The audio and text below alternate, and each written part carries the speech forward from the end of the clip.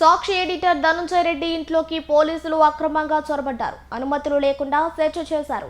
ఆయనపై తప్పుడు కేసులు పెట్టి వేధిస్తున్నారని ఎమ్మెల్సీ పర్వతిరెడ్డి చంద్రశేఖర్ రెడ్డి అన్నారు. సాక్షి ఎడిటర్ ధనంజయ రెడ్డి ఇంట్లో సోదాలు, అక్రమ కేసులపై ఆయన మీడియాతో మాట్లాడారు. ఈ సందర్భంగా ఆయన మాట్లాడుతూ ధనంజయ రెడ్డిని హౌస్ అరెస్ట్ చేసి ఇబ్బందులు పెట్టారని, టీడీపీ పాలన ఎమర్జెన్సీ రోజులను తలపిస్తున్నాయని అన్నారు. పత్రికా విలేకరులపై అక్రమ కేసులు పెట్టి జైలుకు పంపుతున్నారని ఆయన ఆరోపించారు.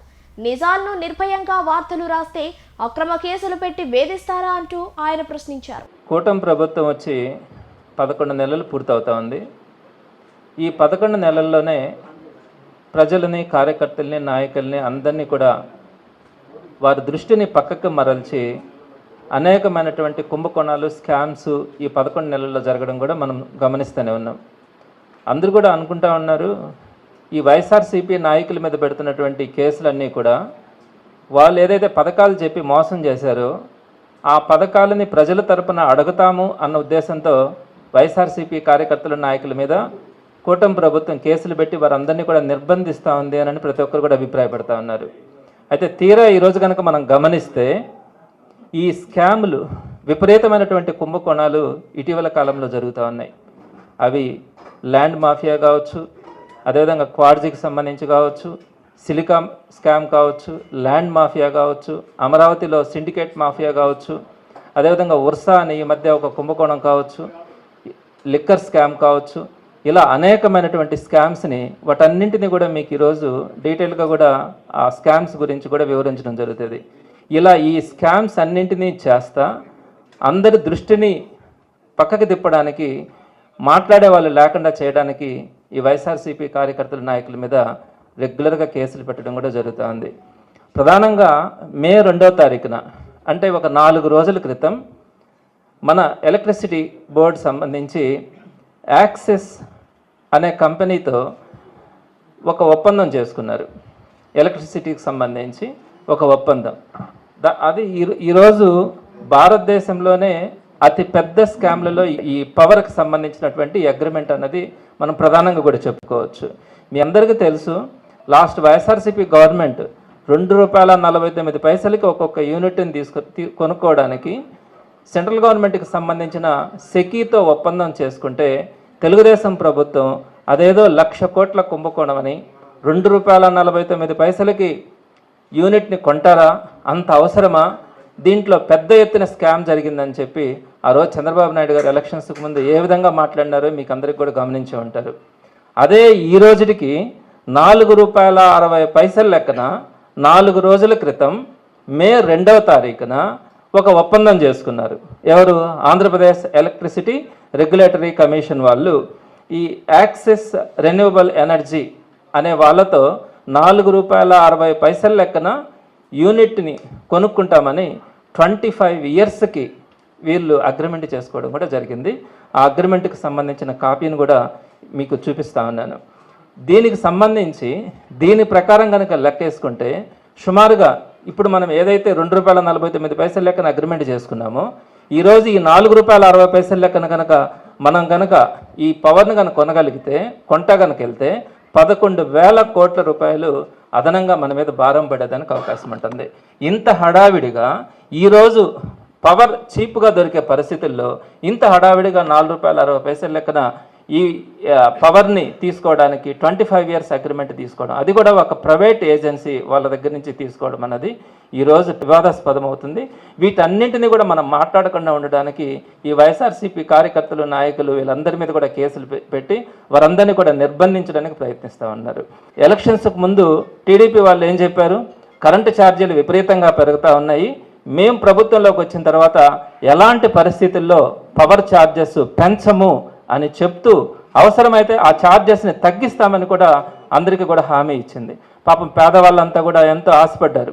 కూటమి ప్రభుత్వం వచ్చిన తర్వాత కరెంటు ఛార్జీలు తగ్గుతాయి, మనకంతా కూడా ₹4 మిగులుతుంది, స్కీములు ఇస్తారు, ఈ ఖర్చులు తగ్గుతాయి, ఇవన్నీ కూడా ఆశించారు పాపం. కానీ కూటమి ప్రభుత్వం వచ్చిన తర్వాత ఎక్కడ కూడా చెప్పినటువంటి హామీని ఒక్కటి కూడా నెరవేర్చకుండా పవర్ ఛార్జెస్ని విపరీతంగా పెంచింది. మీ అందరికీ తెలుసు, మనం కూడా ఉద్యమం చేసాం. 15,000 కోట్ల రూపాయలని సబ్చార్జెస్గా విధించింది. దానివల్ల ఈరోజు ఏమవుతుంది మీరందరూ కూడా గమనించండి, ప్రతి ఇంట్లో కూడా ఈరోజు పవర్ బిల్స్ పెరిగినాయి. సుమారుగా 1500 రూపాయలు పవర్ బిల్ వస్తూ ఉంటే ఈరోజు 2500 రూపాయలు పవర్ బిల్ వస్తూ ఉంది ఒక సామాన్యుడికి. అదేవిధంగా ఒక 7-8 రూపాయలు పవర్ బిల్ వచ్చే వాళ్ళందరికీ కూడా ఈరోజు 11-12 రూపాయలు పవర్ బిల్ వస్తూ ఉంది. ఈ 15,000 కోట్ల రూపాయల సబ్చార్జెస్ పెట్టిన దానికే ఈరోజు మనము అంత భారాన్ని మోస్తూ ఉన్నాం.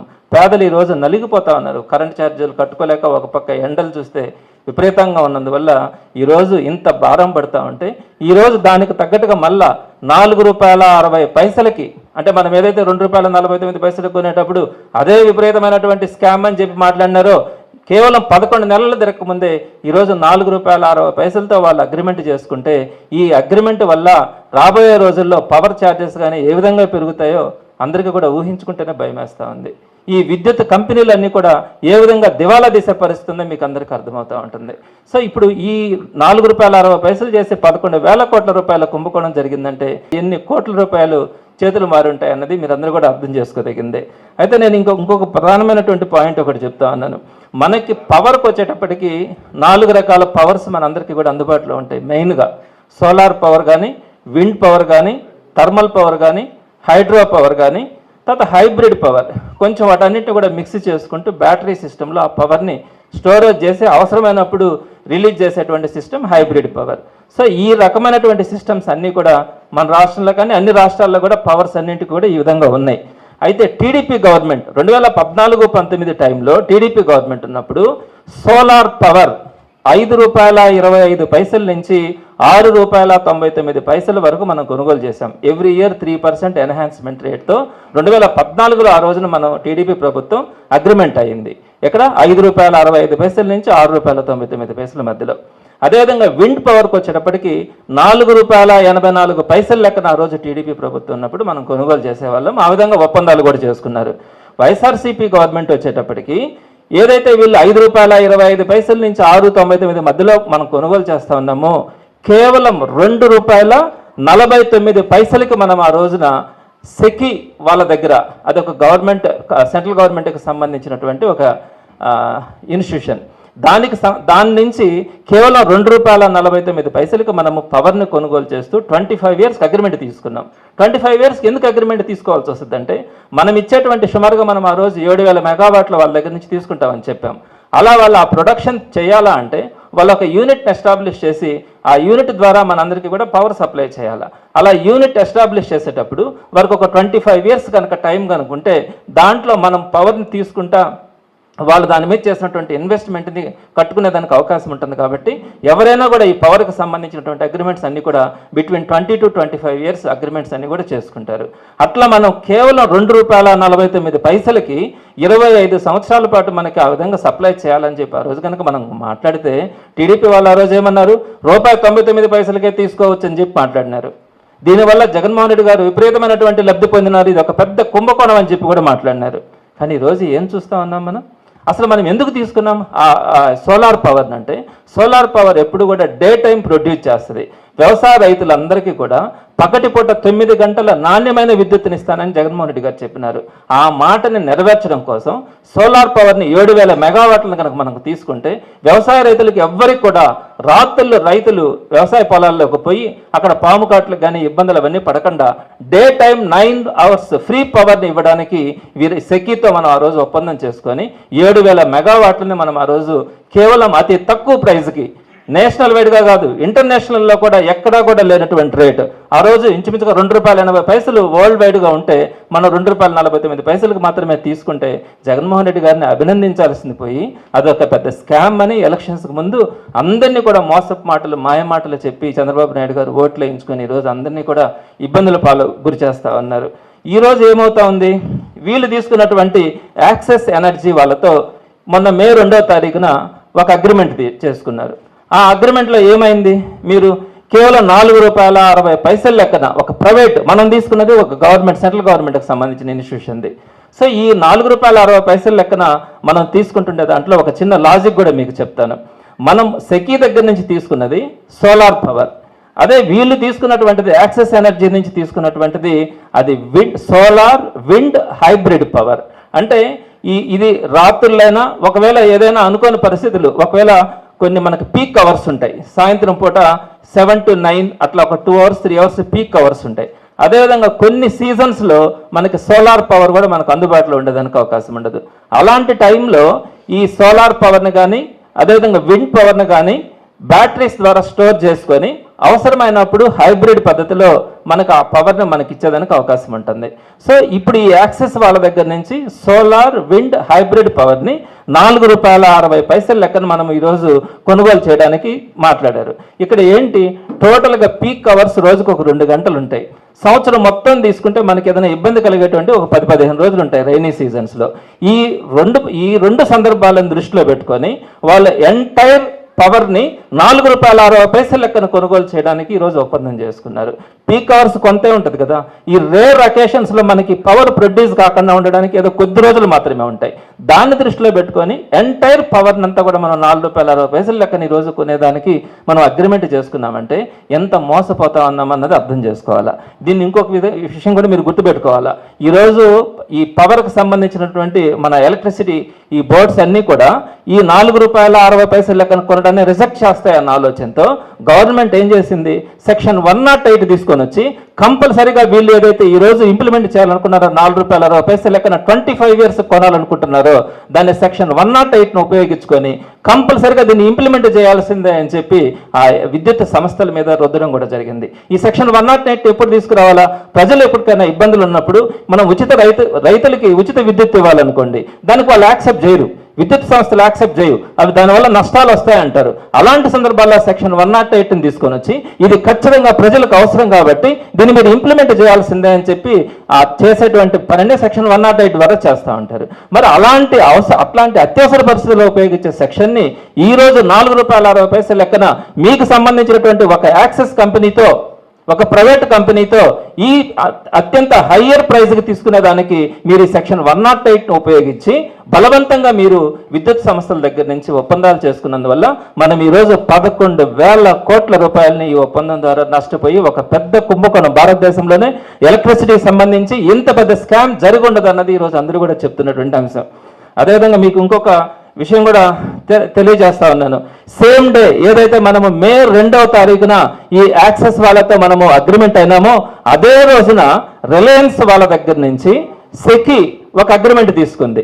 సేమ్ విండ్ హైబ్రిడ్ పవర్ని వాళ్ళు కేవలం ₹3.53 లెక్కన వాళ్ళు ఇస్తామని చెప్పి వాళ్ళు అదే రోజున అగ్రిమెంట్ అయితే మనము ఈ యాక్సెస్ అనే కంపెనీ దగ్గర నుంచి ఈ ఒక ప్రైవేట్ ఏజెన్సీ దగ్గర నుంచి మనము ప్రైవేట్ ప్రొడ్యూసర్ దగ్గర నుంచి ₹4.60 లెక్కన మనం కొనుగోలు చేసినామంటే అడిగేవారు లేరు. ఏదైనా చేయొచ్చు అన్న ఒక అహంకారంతో ప్రభుత్వం చేస్తున్నటువంటి ఈ విధానం రేపు రాష్ట్ర ప్రజలు ఎలా మొయ్యాలా, అదేవిధంగా పేద ప్రజల మీద ఎంత భారం పడుతుంది, ఈ విద్యుత్ సంస్థల పరిస్థితి రాబోయే రోజుల్లో ఏ విధంగా ఉంటుందన్నది మీరందరూ కూడా ఆలోచించుకోవాల్సినటువంటి విషయం. డిస్కమ్స్ అంటే ఈ ఎలక్ట్రిసిటీకి సంబంధించి పవర్ని పర్చేజ్ చేయడం కానీ ప్రొడ్యూస్ చేయడం కానీ చేసిన తర్వాత దాని అంతటిని కూడా మనకి సప్లై చేసేటువంటి డిస్కమ్స్ కొన్ని ఉంటాయి. ఈ డిస్కమ్స్కు సంబంధించి ఈరోజు టీడీపీ గవర్నమెంట్లో విపరీతమైనటువంటి నష్టాలకి గురైనాయి, తట్టుకోలేనటువంటి. ఎందుకంటే మనము వాళ్ళ దగ్గర నుంచి గవర్నమెంట్ ఇన్స్టిట్యూషన్స్కి మనం పవర్ తీసుకుంటాం, మనం డబ్బులు కట్టం, చాలా డిలే చేస్తూ ఉంటారు గవర్నమెంట్. అలానే రైతులకు చూస్తే ఫ్రీ పవర్ ఇస్తుంటాం. ఇలాంటి సందర్భంలో వాళ్ళ కాంపెన్సేషన్ కింద ఆ అమౌంట్ ఎంతో గవర్నమెంట్ పే చేయాల్సి వస్తుంది. ఈ పరిస్థితుల్లో 2019-24లో వైఎస్ఆర్సీపీ గవర్నమెంట్ ₹47,800 కోట్ల ఎలక్ట్రిసిటీకి సంబంధించి గవర్నమెంట్ వాళ్ళకి కాంపెన్సేషన్ కింద అమౌంట్ని పే చేయడం జరిగింది. అదే టీడీపీ గవర్నమెంట్ ఎంత చేసిందో తెలుసా, కేవలం 13,255 కోట్లు మాత్రమే. మనం 47,000కు పైగా కోట్లు మనం ఇచ్చాం గవర్నమెంట్ నుంచి, వాళ్ళని ఆదుకున్నాం, ఈ ఎలక్ట్రిసిటీ బోర్డును ఆదుకున్నాం, ఒక క్వాలిటీ కరెంట్ ఇవ్వడానికి ప్రయత్నించాం. పేదవాడికి కానీ వ్యవసాయదారులకు కానీ అందరికీ కూడా వీలైనంత వరకు సబ్సిడీ ప్రైస్తో కానీ లేదా ఫ్రీ పవర్ కానీ ఇవ్వడానికి ప్రయత్నం చేశాం. అందుకే మనం 47,000 కోట్ల రూపాయలు గవర్నమెంట్ నుంచి వారందరికీ కూడా ఇచ్చుకొని ఎలక్ట్రిసిటీకి సంబంధించినటువంటి విద్యుత్ సంస్థలను ఆదుకోవడం కూడా జరిగింది. అలానే రైతులకు సంబంధించి ఉచిత విద్యుత్ బకాయిలు ఆ రోజు టీడీపీ గవర్నమెంట్ 8,845 కోట్లు ఎగ్గొట్టి వెళ్ళిపోతే వైఎస్ఆర్సీపీ గవర్నమెంట్ వచ్చిన తర్వాత ఆ అమౌంట్ అంతా కూడా రీఎంబర్స్ చేసింది ఆ విద్యుత్ సంస్థలన్నింటికీ కూడా. మీకు చివరిగా ఇంకొక మాట కూడా చెప్తా ఉన్నాను. 2014 ఎండింగ్ రోజుకి మన ఎలక్ట్రిసిటీ బోర్డ్స్ అన్నీ కూడా 29,000 కోట్ల రూపాయల అప్పుల్లో ఉంటే టీడీపీ గవర్నమెంట్ 2014-19 పూర్తయ్యే నాటికి 86,000 కోట్ల రూపాయలకి మన అప్పులకు తీసుకెళ్ళారు చంద్రబాబు నాయుడు గారు. ఎందుకు ఇంత అప్పులైనాయి? 24% ఎవ్రీ ఇయర్ కూడా అప్పులు పెరిగిపోయినాయి. ఎందుకు పెరిగినాయి అంటే ఈ పవర్ పర్చేజింగ్స్ మీద కంట్రోల్ లేకపోవడం, విపరీతమైనటువంటి అక్కడ మిస్యూజెస్ జరగడం, కుంభకోణాల మాదిరిగా 7 రూపాయల వరకు కూడా మనం సోలార్ పవర్ని పర్చేజ్ చేసేది, ₹4.84 వరకు విండ్ పవర్ను పర్చేజ్ చేసే విధానం, వీటన్నింటి వల్ల సుమారుగా 86,000 కోట్ల రూపాయలకు అప్పులకు తీసుకెళ్లారు. జగన్మోహన్ రెడ్డి గారు దాన్నంతా కూడా కంట్రోల్ చేసినారు. మీరు ఒక్కసారిగా చూడండి, కేవలం జగన్మోహన్ రెడ్డి గారి పీరియడ్లో 7% మాత్రమే అప్పులు పెరగడం కూడా జరిగింది. ఎంత దారుణమైనటువంటి పరిస్థితుల్లో మనము టీడీపీ గవర్నమెంట్ విద్యుత్ సమస్యల్ని ముంచడానికి ప్రయత్నించినాయో దాన్ని ఏ విధంగా జగన్మోహన్ రెడ్డి గారు కాపాడినారన్నది మీకు స్పష్టంగా అర్థమవుతూ ఉంటుంది. సో ఈ విధంగా కేవలం ఎలక్ట్రిసిటీలోనే ఇన్ని వేల కోట్ల రూపాయలకు సంబంధించినటువంటిది ఈ స్తబ్దుగా అందరిని అరెస్ట్ చేసే క్రమంలో మే 2వ తారీఖున జరిగినటువంటి అగ్రిమెంట్ అనేది నేను ఉపసంహరించుకోవాలా, తప్పకుండా వైఎస్ఆర్సీపీ వీటి మీద తప్పకుండా పోరాటం చేస్తుందని కూడా తెలియజేస్తా ఉన్నాను. అలానే మీకు ఇంకొక 2-3 విషయాలు కూడా చెప్తా ఉన్నాను. ఈ మధ్య చూస్తా ఉంటే విపరీతమైనటువంటి కుంభకోణాలు, స్కామ్స్, మాఫియాలు, సిండికేట్లు రాజ్యం వెళ్తా ఉన్నాయి ఆంధ్ర రాష్ట్రంలో.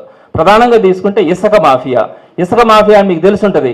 ఎలక్షన్ వచ్చే రోజుకి నెల్లూరు జిల్లాలోనే కనుక తీసుకుంటే వెంటనే రైనీ సీజన్స్ వచ్చినప్పుడు ఈ కన్స్ట్రక్షన్ ఫీల్డ్ ఆగిపోకూడదు, దీని మీద ఎంతో మంది ఆధారపడి ఉన్నారని చెప్పి ఎక్కడ పెట్టినా ఇసుక గుట్టలుగా కనిపించేది. ఎందుకంటే మనకు ఆ రైనీ సీజన్లో ఉపయోగపడుతుందన్న ఆలోచనతో మనమంతా దాన్నంతా కూడా రిజర్వ్ చేసి పెట్టాం. 80 లక్షల టన్నులను మనం ఇసుకని రాష్ట్రంలో సేవ్ చేసి పెడితే రిజల్ట్ వచ్చిన తర్వాత కేవలం జూన్ 4వ తేదీన రిజల్ట్ వస్తే జూన్ 6వ తేదీ 80 లక్షల టన్నుల్లో ఒక్క చుక్క కూడా లేకుండా ఎక్కడికక్కడ మాయం చేసింది ఇసుక మాఫియా. మీకందరికీ కూడా తెలుసు, ప్రతి దగ్గర కూడా జరిగింది. ఆంధ్ర రాష్ట్రంలో 80 లక్షల టన్నులు మొత్తం మాయమైపోయింది. ఏమంటారు దీన్ని? ఇసుక మాఫియా. రెండోది లిక్కర్ మాఫియా. ఈరోజు last time government employees government liquor shops నడిపేటప్పుడు టైం మెయింటైన్ చేస్తున్నారు. ఎక్కడ బెల్ట్ షాపులు కానీ అదేవిధంగా పర్మిట్ రూమ్స్ కానీ ఏ విధంగా కూడా లేకుండా ఉన్నాయి. ఇప్పుడు ఈరోజు పరిస్థితి ఏంటి? ప్రతి వీధిలో కూడా బెల్ట్ షాపులు ఉన్నాయి, ప్రతి షాపులో కూడా పర్మిట్ రూమ్స్ ఉన్నాయి. విచ్చలవిడిగా 24 గంటలు ఈరోజు మద్యం జరుగుతూ ఉంది. ఈ రోజు కూడా నెల్లూరులో ఒక మర్డర్ జరిగింది. గత 4-5 నెలలుగా చూసుకుంటే నెల్లూరులోనే ఒక 25 మర్డర్లు విపరీతమైనటువంటి మందు తాగి అదేవిధంగా డ్రగ్స్ తీసుకోవడం వల్ల ఈరోజు ఈ మర్డర్స్ అన్ని కూడా జరుగుతూ ఉన్నాయి. కళ్ళ ముందు మానభంగాలు జరుగుతూ ఉన్నాయి, కుటుంబ కలహాలు జరుగుతూ ఉన్నాయి, విపరీతమైనటువంటి అప్పుల పాలై ఈరోజు పేద ప్రజలు రోడ్డు మీద పడే పరిస్థితి కల్పిస్తూ ఉన్నారంటే 24 అవర్స్ లిక్కర్ని అవైలబిలిటీలోకి తీసుకొని రావడం, అదేవిధంగా వీధిలో కూడా వీటన్నిటిని కూడా బెల్ట్ షాపులు పెట్టి మందు అమ్మడం వల్ల ఈరోజు పరిస్థితులు దారుణంగా తయారైనాయి. దీనంతా ఏమంటాం? Liquor mafia. రెండవది మైనింగ్ మాఫియా. ఎక్కడైనా కూడా ఇసుక, మొన్న చూసాం మనం నెల్లూరులోనే అర్ధరాత్రి ఇష్టం వచ్చినట్టుగా మంత్రి అనుచరులే ఈ ఆ ఇసుకని తీసుకెళ్ళి అమ్ముకుంటా ఉన్నారు. సో రాత్రులు మనం కాదు పట్టించింది, తెలుగుదేశం వాళ్ళకు అంతర్గత కుమ్ములాటల్లో ఒకరినొకరిని పట్టించుకునే పరిస్థితికి వచ్చినారు. ఈరోజు దాన్ని చూస్తూ ఉన్నాం. సాక్షాత్తు మంత్రి ఈరోజు ఆయన ఏం చెప్పారు? ఒక్కొక్క టిప్పర్కి ₹1,00,000 లెక్క నేను బహుమానం ఇస్తానని చెప్పినాడు. ఆ రోజు 3 టిప్పర్లు పట్టుకున్నారు. మరి ఆయనకి ఇయ్యాలిగా, కోటమిరెడ్డి శ్రీనివాసరెడ్డి గారికి ₹3 లక్షలు ఇవ్వాలిగా, ఇచ్చినారా? మీకు ఇష్టం వచ్చినట్టుగా ప్రతి దాంట్లో కూడా ఒకరనిలా పాడనిలా ప్రతి ఒక్కరు చిక్కని కాడికి చిక్కినట్టు దోచుకోవాలని ప్రయత్నిస్తూ ఉన్నారు. పేదల గురించి మాట్లాడితే కేసులు పెడతారు, అడ్డాం పోతే కేసులు పెడతారు. ఇది మీరు చేస్తా ఉన్నటువంటిది. ఈ మైనింగ్ మాఫియా కూడా ఒక సిండికేట్ లాగా ఫామ్ అయింది రాష్ట్రం అంతా కూడా. ఇంక ఎవరో చేయడానికి వీళ్ళు మాత్రమే చేయాలా, వీళ్ళు మాత్రమే కొంటారు, మీరందరూ కూడా బలవంతంగానైనా వీళ్ళకి అమ్మాల్సిందే. ఈ మైనింగ్ మాఫియా ఎక్కడి నుంచి స్టార్ట్ అయింది? సాక్షాత్తు మినిస్టర్ సీఎం దగ్గర నుంచే, గారి ఆఫీస్ నుంచే స్టార్ట్ అయింది. అక్కడి నుంచే వీరందరినీ కూడా ఆర్గనైజ్ చేస్తూ ఉన్నారు. ఇంకపోతే అమరావతి కాంట్రాక్టులు, ఇది ఒక పెద్ద మాఫియాగా తయారైంది. 15,000 కోట్ల రూపాయలకు సంబంధించినటువంటి ఈ అక్కడ కన్స్ట్రక్షన్కి సంబంధించి టెండర్స్ ఇస్తే మీకు అందరికి కూడా తెలిసే ఉంటుంది. 10% రిలీజ్ చేసేసారు అందరికీ కూడా. 10% రిలీజ్ చేసి దాంట్లో నుంచి 8% కమిషన్స్ తీసుకున్నారు. 1,200 కోట్ల రూపాయలు సింగిల్ డేలో వారందరూ కూడా కాంట్రాక్టుల పేరుతో ఆ 1,200 కోట్ల రూపాయలని వీరందరూ కూడా కమిషన్ రూపంలో తీసుకున్నారు. ఇంతకంటే దారుణం ఎక్కడైనా జరుగుంటుందా? గతంలో ఎప్పుడైనా చూసుంటామా? ఇంకొక ప్రధానమైనటువంటిది ఉర్సా కుంభకోణం. ఎక్కడదండి ఉర్సా కంపెనీ? మనం ఏడన్నా విన్నామా ఈ ఉర్సా కంపెనీ అనేది? 3,000 కోట్ల రూపాయలకు సంబంధించి 60 ఎకరాల భూమిని ఒక్కొక్క ఎకరా 50 కోట్ల రూపాయలు లెక్కనిచ్చారండి. రూపాయి కూడా కాదు, చెప్పుకుంటే అసలు 99 పైసలు లెక్కనిచ్చారు. ఏంటిది? అడిగే వాళ్ళు లేరనా? ఎవరు మాట్లాడలేరనా? 3,000 కోట్ల రూపాయలకు సంబంధించిన దాన్ని కేవలం 50 రూపాయలకి 50 ఎకరాలు మీరు దారాదత్తం 60 ఎకరాలు మీరు దారాదత్తం చేస్తే అడగరన్న అహంకారం కాదా? ప్రజలు ఏమీ మాట్లాడలేరన్నా? మీకు అధికారం ఇచ్చింది ప్రజలకు, పేద ప్రజలకు సాయం చేస్తారని కదా. మరి వాటన్నిటిని వదిలేసి ఈరోజు ఏంటండి పనులు ఏంటండి? ప్రజలు చూస్తూ ఉన్నారు, గమ్మనుంటారు, అడిగేవారు లేరన్న ఆలోచనతో మీరు ఇవన్నీ చేయడం. అమరావతి ల్యాండ్ మాఫియా ఇంకొకటి 33,000 ఎకరాలు అమరావతి కోసం తీసుకున్నారు. ఏం చేసుకుంటారండి 33,000 ఎకరాలు? కరెక్ట్గా ఈరోజు మన అసెంబ్లీ కానీ ఆ సెక్రటరియట్ కానీ మొత్తం ఉండేది కేవలం 10 ఎకరాల్లో ఉంది, కేవలం 10 ఏకర్స్లో ఉంది. 33,000 ఎకరాలు తీసుకున్నారు. దాన్ని మీరు రియల్ ఎస్టేట్ చేసి వ్యాపారం చేసుకోవాలనుకున్నారు. మీ ఇష్టం వచ్చిన వాళ్ళకి మీకు ఇష్టం వచ్చిన రేటుకి అమ్ముకోవాలనుకున్నారు. సరే, 33,000 ఎకరాలు తీసుకున్నారు కదా, చాలదా? మళ్ళీ ఈరోజు మీరు ఏం చేశారు? 44,000 ఎకరాలు కావాలంట. మళ్ళా ఏం వ్యాపారాలు చేస్తాం అనుకుంటున్నారు? ఈ 44,000 ఎకరాలు ప్రొక్యూర్ చేయాలనుకున్న దానికి 15 రోజుల ముందే మొత్తం ఎమ్మెల్యేలు కానీ మంత్రులు కానీ ఆ 44,000 ఎకరాలు ఎక్కడైతే వస్తుందో దానికి చుట్టుపక్కల ఉండే ల్యాండ్ అంతా అక్వైర్ చేసినారు. అదంతా చేసిన తర్వాత ఈ 44,000 ఎకరాలు మేము మళ్ళీ అదనంగా కొనుక్కుంటామన్నారు. ఎవరిని ఉద్ధరించడానికి ఇన్ని వేల ఎకరాలు తీసుకుంటా ఉన్నారు? ఒక రాజధాని ఫామ్ కావాలంటే మీరు ఒక 4 కన్స్ట్రక్షన్లు కడితే సరిపోద్దా? ఒక రాజధాని ఫామ్ కావాలంటే ప్రజలు అక్కడ నివసించగలగాల, ఆ ప్రజలు నివసించే ఎన్విరాన్మెంట్ అక్కడ తయారు కావాలా? అది ఈ రోజు అవుతుందా? సుమారుగా 77,000 ఎకరాలు మీరు తీసుకోవాలని ప్రొక్యూర్ చేయాలనుకుంటున్నారు. ఏం చేయాలనుకుంటున్నారు? ఏం వ్యాపారాలు చేయాలనుకుంటా ఉన్నారు? ఇది అత్యంత దారుణమైనటువంటి అంశాలు మనం ఈరోజు కళ్ళ ముందు చూస్తూ ఉన్నాం. ఇంకొకటండి, పాపం పేద బీసీ మహిళలు ఉన్నారే, వాళ్ళకి కుట్టి మిషన్లు ఇస్తామని చెప్పి అదొక పెద్ద కుంభకోణం. 167 కోట్ల కుంభకోణం జరిగింది దాంట్లో. సో మీకు తెలుసుంటుంది, 1,00,000 మంది బీసీ మహిళలకి ఒక్కొక్కరికి 23,000 రూపాయలు ఖర్చు అవుతుందన్న అని చెప్పి 230 కోట్లకు టెండర్లను పిలిచారు. 1,00,000 మందికి 23,000 రూపాయలు. కానీ వాళ్ళకి ఏమి ఇస్తున్నారండి? ఒక మిషన్ ఇస్తున్నారు. ఆ మిషన్ కాస్ట్ ఎంత? 4,300 రూపాయలు. వాళ్ళకి కుట్టు నేర్పించాలంట. ఒక నెల రోజుల ట్రైనింగ్, దానికి ఎంత అవుతుంది? 3,000 రూపాయలు అవుతుంది. 4,300 మిషను, 3,000 రూపాయలు ట్రైనింగ్కి 7,300 రూపాయలు. 1,00,000 మందికి ఎంత అయింది? 73 కోట్లు అయింది. కానీ మీరు టెండర్ ఎంతకు పిలిచారు? 230 కోట్లకు టెండర్ పిలిచారు. ఎంత వేరియేషన్ వచ్చింది? 167 కోట్ల వేరియేషన్ వచ్చింది. అవసరమా? బీసీ మహిళల్ని వాళ్ళకి కుట్టి మిషన్లు ఇస్తానని చెప్పి 167 కోట్లు అక్కడ స్కామ్ జరగాలనా? నెక్స్ట్ ఇంకొకటి కూడా, బీసీ కార్పొరేషన్ లోన్స్ 4,000 కోట్ల దాకా దాంట్లో అక్కడ ఇస్తామని చెప్పినారు. మీరు గమనించుకోండి, ఆ తెలుగుదేశం పార్టీలో పనిచేసే నాయకులు ఎవరన్నా కార్యకర్తల కొరకు ఇచ్చుకుంటున్నారేమో, కానీ పేద ప్రజల నుంచి మీరు ట్రాన్స్పరెంట్గా వాళ్ళ దగ్గర నుంచి అప్లికేషన్స్ తీసుకొని ఎవరైతే ఎలిజిబుల్ ఉన్నారో, ఆ రోజు వైఎస్ జగన్మోహన్ రెడ్డి గారు చేసినటువంటి పథకాలు మీరు అందరూ కూడా చూసుంటారు. కులం లేదు, మతం లేదు, ప్రాంతం లేదు, పార్టీలు లేదని చెప్పి ప్రతి ఒక్కరికి కూడా ట్రాన్స్పరెంట్గా నాయకులను పక్కన పెట్టి ఇచ్చినటువంటి ఘనత జగన్మోహన్ రెడ్డి గారిది. అయితే మీరు ఈరోజు బీసీ కార్పొరేషన్ లోన్స్ ఇస్తే ఎక్కడిచ్చినారు, ఎవరికి ఇచ్చినారు, ఎంత ట్రాన్స్పరెంట్గా ఇచ్చినారు చెప్పగలరా? ఒక్కరైనా కూడా టీడీపీ దగ్గర, మీ దగ్గర పనిచేసే వాళ్ళకి ఇచ్చినారే కానీ వేరే వాళ్ళకి ఇచ్చినట్టుగా మీరు చూపించగలరా? అలానే ఎస్సీ కార్పొరేషన్ లోన్స్ వచ్చి ఉన్నాయి, మైనార్టీ కార్పొరేషన్ లోన్స్ వచ్చి ఉన్నాయి. వీటన్నిటిలో కూడా మీరు చేసేదేంటి? ఒక ట్రాన్స్పరెన్సీ లేదు. మీకు ఇష్ట ప్రకారం మీరు మీ దగ్గర ఉన్నటువంటి కార్యకర్తల నాయకులకి ఇచ్చుకుంటా ప్రతి దాంట్లో కూడా స్కామ్ స్కామ్ స్కామ్ స్కామ్. ఎక్కడికి తీసుకెళ్తా ఉన్నారు? ఇవన్నీ మాట్లాడితే వైఎస్ఆర్సీపీ నాయకులు కార్యకర్తల మీద కేసులు పెడతారా? అరెస్ట్ చేస్తారా? మాట్లాడలేరు అనుకుంటారా? పేద ప్రజలు ఇవన్నీ గమనించరు అనుకుంటారా? సామాన్యులకు ఇవన్నీ తెలియదు అనుకుంటారా?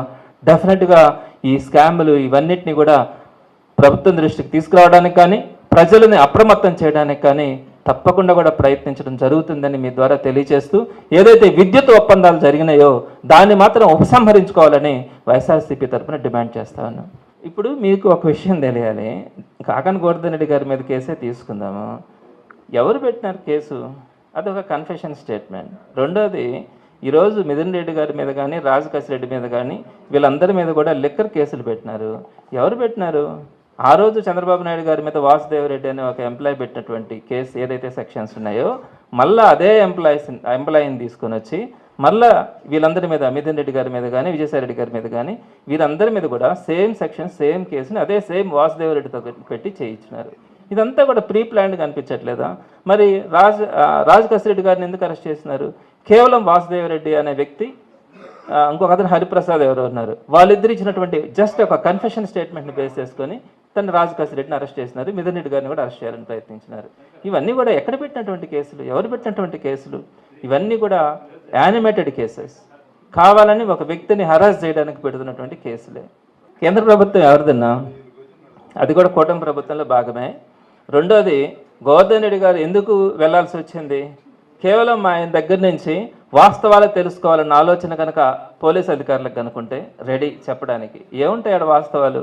కేవలం వాస్తవాలు తెలుసుకోవాలన్న ఆలోచన కాదు, ఆయన్ని నిర్బంధించాలి, అరెస్ట్ చేయాలన్న లక్ష్యం. సో ఎందుకు మనము వాళ్ళందరినీ కూడా మనం తీసుకుంటాం రిమాండ్లో, కానీ ఎందుకు తీసుకుంటాం? వాస్తవాలు తెలుసుకోవాలని. వాస్తవాలు చెప్పడానికి గోవర్ధన్ రెడ్డి గారు ఎనీ టైం అవైలబిలిటీ. దానికి మీరు అరెస్ట్ చేయాల్సిన అవసరం లేదు కదా. ఈయన ప్రత్యక్ష ముద్దాయి కూడా కాదు కదా, ఈయన ఎక్కడ కూడా మైనింగ్ చేసింది కాదు కదా, ఈయన పేరు మీద మైనింగ్ కూడా లేదు కదా. ఇన్ని లేనప్పుడు ఆయన అరెస్ట్ చేసి రిమాండ్ కాల్ తీసుకెళ్లి లోపల పెట్టించి ఆ తర్వాత ఆయన దగ్గర నుంచి విచారణ చేయాలనే ఆలోచనతో ఇవన్నీ చేయాలనుకోవడం తప్పు. విచారణ కావాలనుకుంటే, మీకు నిజాలు కావాలనుకుంటే 7 నెలల నుంచి కేసు జరుగుతూ ఉన్నప్పుడు చేయొచ్చు. సో ఇవన్నీ కూడా మీకు అర్థమవుతా ఉన్నాయి. రాబోయే రోజుల్లో కూడా మీడియా ద్వారా అందరికీ కూడా వాస్తవాలు తెలిసే పరిస్థితి అయితే తప్పకుండా ఉంటుంది. అక్కడ సుమారుగా 35 ఇయర్స్ నుంచి అండి 145 ఫ్యామిలీస్ ఆ రైల్వే ట్రాక్ అనుకొని ఆ బర్మశాల గుంట దగ్గర ఈ ఎస్సీ ఎస్టీ మైనారిటీస్ అందరూ కూడా పాపం పేదరికంలో ఉండేటువంటి వాళ్ళు అక్కడ ఉన్నారు. అయితే వారందరినీ కూడా 2014లో అనుకుంటాను అక్కడి నుంచి వాళ్ళందరినీ కూడా తొలగించి ఆ రైల్వే ట్రాక్ ఎక్స్టెన్షన్ చేయాలని ప్రయత్నం జరిగింది. ఆ రోజు కూడా వైఎస్ఆర్సీపీ అండగా నిలబడింది. వాళ్ళకి చెప్పిందే ఒకటే, ఈ రోజు కూడా ఒకటే చెప్తున్నాం, వాళ్ళని బలవంతంగా పంపించకుండా ఎక్కడొక దగ్గర ఇల్లు చూపించండి, వాళ్ళు వెళ్ళిపోతారు. ఇప్పుడు దాకా వాళ్ళకి ఇల్లు ఇవ్వలేదు, స్థలం ఇవ్వలేదు, ఇది వాస్తవం. ఒకవేళ ఇచ్చిండంటే మీరు ఏ నిర్ణయం అయినా తీసుకోవచ్చు. ఇవ్వమని 2014లో ఒకసారి అడిగారు, అప్పుడు అదే చెప్పడం జరిగింది. 2018లో కూడా అడిగారు, 2019లో కూడా అడిగారు. అయితే 2020లో గవర్నమెంట్ వచ్చిన తర్వాత, కోవిడ్ టైం అయిపోయిన తర్వాత వాళ్ళకి 6 అంకణాల స్థలాలు వాళ్ళందరికీ కూడా కేటాయించడం, కానీ దాంట్లో వారందరూ కూడా హౌస్ కట్టుకోవడానికి సెంట్రల్ గవర్నమెంట్ నుంచి 1,50,000 రూపాయలు, అలానే స్టేట్ గవర్నమెంట్ నుంచి ఒక 30,000 1,80,000 రూపాయలని శాంక్షన్ చేయించడం కూడా జరిగింది. అయితే వాళ్ళు ప్రత్యేకంగా ఇంకా ఇల్లు బాగుండాలని వాళ్ళ కాయా కష్టం చేసుకొని ఇంకొక 30,000-35,000 రూపాయలు కూడా కొంతమంది ఆ కాంట్రాక్టర్కి కూడా ఇవ్వడం జరిగింది. అయితే అవన్నీ కూడా ఈ గవర్నమెంట్ వచ్చిన తర్వాత 75% కంప్లీట్ అయిపోయినటువంటి ఆ ఇల్లు అన్నీ కూడా ఆగిపోయినాయి. ఈ 1 ఇయర్లో ఆ ఇల్లులు ఎక్కడ కూడా ముందుకు అడుగు పెట్టాల. అయితే ఈ క్రమంలో ఒక 10 రోజుల క్రితం వారందరినీ కూడా ఆ ఇల్లులు ఖాళీ చేయమని చెప్పి డిపార్ట్మెంట్ వాళ్ళు వచ్చి ఇల్లులు పగలగొట్టారండి. నేను మీకు ఇప్పుడు వీడియో చూపిస్తా. వాళ్ళు చెప్తున్నారు కదా, మేము అసలు ఏమీ చేయలేదు, వాళ్ళని ఎట్లాంటి ఇబ్బంది పెట్టలేదు, వైసీపీ చేస్తున్నటువంటి ఇది అసత్య ప్రచారం అన్నారు కదా. ఇల్లులు పగలగొట్టారండి. ఆ కళ్ళ నీళ్లు చూడలేం మహిళలది. ఆ తర్వాత మనకు తెలిసింది విషయం. తెలిసిన తర్వాత వారందరినీ కూడా విచారిస్తే చిన్న చిన్న బిడ్డలు, ముసలోళ్ళు, అనారోగ్యవంతులు అందులో చాలామంది ఆ ఇళ్లలో ఉన్నారు. వాళ్ళందరినీ పరామర్శించిన తర్వాత ఆ తర్వాత రోజు మళ్ళా డిఎస్పీ కానీ వీరందరూ కూడా వెళ్ళి, మీరందరూ ఇక్కడి నుంచి వెళ్ళిపోకపోతే బలవంతంగా బయట పంపించాల్సి వస్తుందని చెప్పి వారందరినీ కూడా వార్నింగ్ ఇచ్చినారు. ఇచ్చిన తర్వాత అప్పుడు నా దృష్టికి వచ్చినప్పుడు నేను ఆ రోజు ఆర్డీఓతో మాట్లాడాను, కమిషనర్తో మాట్లాడాను, తహసీల్దార్తో మాట్లాడాను. వాళ్ళందరూ కూడా ఒకరి మీద ఒకరు చెప్పుకుంటున్నారు, చూద్దాం చేద్దాం అని చెప్తా ఉన్నారు. ఆ తర్వాత మళ్ళా 4వ తారీఖున అక్కడ అనౌన్స్మెంట్ ఒకటి చేయించారు, వెహికల్ పంపించి 6వ తేదీ సాయంత్రం లోపల మీరు కనుక ఖాళీ చేయకపోతే 6వ తేదీ సాయంత్రం మీకు కరెంట్ కట్ చేస్తాం, 6వ తేదీ నైట్ జేసీబీని పెట్టి ఈ ఇళ్ళన్నింటిని కూడా పగలగొడతామని చెప్పి అక్కడ అనౌన్స్మెంట్ ఆటో పెట్టి అనౌన్స్మెంట్ చేయించారు. ఆ రోజు నేను అది తెలుసుకొని నేను మళ్ళీ కలెక్టర్ గారితో మాట్లాడాను. కలెక్టర్ గారు చాలా పాజిటివ్గా రెస్పాండ్ అయినారు. మీరు చెప్పేది నిజమండి, వాళ్ళని రోడ్డు మీద నిలబడి, నేను ఆయనతో ఒకటే చెప్పాను, సార్ వాళ్ళని కనుక మనం ఈరోజు అవన్నీ కనుక బలవంతంగా జేసీబీ పెట్టి కనుక ఆ ఇల్లు కనుక తొలగిస్తే వాళ్ళ చెట్ల కింద ఉండాలన్నా కూడా ఎండాకాలంలో ఉండలేరు సార్, వాళ్ళకి చిన్న నీడ కూడా లేదు అని చెప్పి నేను రిక్వెస్ట్ చేసిన తర్వాత కలెక్టర్ గారు పాజిటివ్గా రెస్పాండ్ అయ్యి వెంటనే ఆయన ఆర్డీఓకి ఫోన్ చేసి, ఆర్డీఓ నాకు ఫోన్ చేసి చెప్పారు, సార్ ఇబ్బంది లేకుండా చేస్తామని చెప్పి నాకు 4వ తేదీ సాయంత్రం నాకు చెప్పడం కూడా జరిగింది. అయితే మళ్ళీ 5వ తేదీ మళ్ళీ ఆటోని పెట్టి మీ ఇళ్ళన్నింటినీ కూడా రేపు సాయంత్రం కూలదాస్తామని చెప్పి మళ్ళీ అక్కడికి మనిషిని పంపించారు. అప్పుడు మేము అక్కడికి వెళ్ళి అక్కడ పరిస్థితిని అంతా చూసి, అప్పుడే అక్కడ ఒక మనిషి కూడా చచ్చిపోయాడు. ఆ చనిపోయిన వ్యక్తి దగ్గర కూడా కొద్దిసేపు ఉండి వాళ్ళందరికీ కూడా ఒక ధైర్యాన్ని చెప్పాం, మీకేం కాదని చెప్పి మళ్ళీ వాళ్ళందరినీ తీసుకొని కలెక్టర్ గారి దగ్గరికి వెళ్తే కలెక్టర్ గారు చెప్పినటువంటి మాట ఏంటంటే, టిట్కో హౌసెస్ మనకి ఖాళీగా ఉన్నాయి, టెంపరీగా వీళ్ళందరినీ టిట్కో హౌసెస్లో పెడతాం, ఆ తర్వాత వాళ్ళందరికీ కూడా ఓన్ హౌసెస్ కన్స్ట్రక్షన్ కంప్లీట్ అయిపోయిన తర్వాత వీరందరినీ కూడా అక్కడికి షిఫ్ట్ చేస్తామని చెప్పి ఆ రోజు ఒక మాట కూడా ఆయన చెప్పినారు. నిన్న చెప్పిన తర్వాత అదే మాటను వాళ్ళకి చెప్పి వాళ్ళకి ధైర్యాన్ని చెప్పడం కూడా జరిగింది. అయితే ఇది ప్రాసెస్ అంతా జరిగి మేము ఇంత కష్టపడిన తర్వాత నిన్న సాయంత్రం నారాయణ గారి దగ్గరికి కూడా వీళ్ళు వెళ్ళారు. నేను నారాయణ గారిని కూడా ఎక్కడ నేను తప్పు పట్టలేదు. ఎందుకని, నేను ఆయన తప్పు పడితే నా మీద కోపాన్ని మళ్ళీ వాళ్ళ మీద చూపిస్తారని నేను ఆయన్ని మీడియా పరంగా కూడా రిక్వెస్ట్ చేసుకున్నాను. సార్ మీరు పెద్ద మనసు చేసుకొని ఆ పేదవాళ్ళని కనికరించండి, వాళ్ళకి ఏదైనా ఇల్లు చూపించండి, వెళ్ళిపోతారు. మేమేం డెవలప్మెంట్ యాక్టివిటీస్కి వ్యతిరేకం కాదు, ఖచ్చితంగా వాళ్ళందరూ కూడా వెళ్ళిపోతారు, మీరు ఆల్టర్నేటివ్ చూపించండి అని రిక్వెస్ట్ చేయడం కూడా జరిగింది. అయితే వైసీపీ వాళ్ళు చేస్తున్న అసత్య ప్రచారాలు నమ్మొద్దని చెప్పి ఆయన ఒక ప్రెస్ నోట్ పంపించినారు. దాంట్లో మీడియాలో కూడా చాలా వచ్చింది. నేను చాలా బాధపడ్డాను. నేను ఎప్పుడు కూడా ఆయన్ని వ్యక్తిగతంగా విమర్శించాలనుకోలే, తప్పు అయితే తప్పనే చెప్తాం. పేదవాళ్ళు కళ్ళ నీళ్ళు వస్తాయి వాళ్ళ విషయాన్ని చూసినప్పుడు. సో ఇప్పుడు ఇంత ఎఫర్ట్స్ పెట్టాం మేము 2 రోజులుగా, అందరితో కూడా మాట్లాడి ఆ ఇల్లు కొట్టేయకుండా కాపాడడానికి కూడా ప్రయత్నించడం జరిగింది.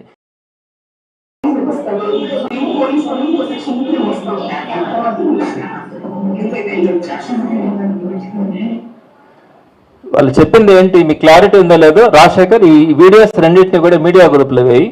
వాళ్ళు చెప్పింది ఏంటి, ఖచ్చితంగా వాళ్ళు రైల్వే వాళ్ళకి కావాలా, మీరు వెకేట్ చేయాలా, రేపు సాయంత్రం మేము వాళ్ళకి ప్రొటెక్షన్ ఇచ్చి మిమ్మల్ని అందరినీ కూడా బలవంతంగా ఇక్కడి నుంచి పంపించేయడం జరుగుతుందని చెప్పి 4వ తారీఖున పోలీసు ఫోర్స్ వెళ్ళింది.